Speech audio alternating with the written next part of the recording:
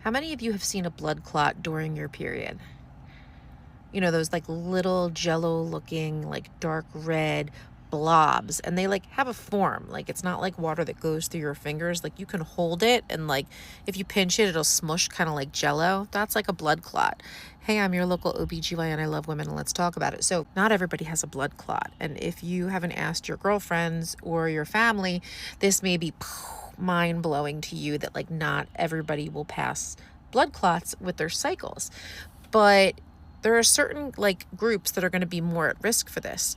The reason it happens is that our blood is actually meant to clot. It's a normal function of bleeding, so that when you have bleeding of any sort, okay, the body tries to sort of like heal itself. It tries to slow the bleeding down by creating a clot that will hopefully kind of like push against some of the bleeding and then stop the process. Now, blood clots in the vajayjay, what happens is your menstrual lining sheds, and if you tend to have heavier cycles, it comes out a little faster, and the blood just doesn't just go from uterus out. It like takes a second. Like it can sit in the uterus or in the vagina for a little bit until you get up and move. You'll see it maybe more so when you wake up in the morning and you get moving, and then the gravity kind of takes over and lets these things slide out. So that blood that sits there for a little bit, especially when it's heavier, can actually form those jello balls. Again, some small, some big. I've seen all sizes.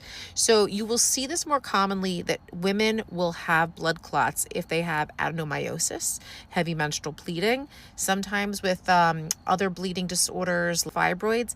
If a teen gets a blood clot, it's actually a much higher chance that they do have a bleeding disorder that you might want to get worked up so they don't have persistently terrible cycles.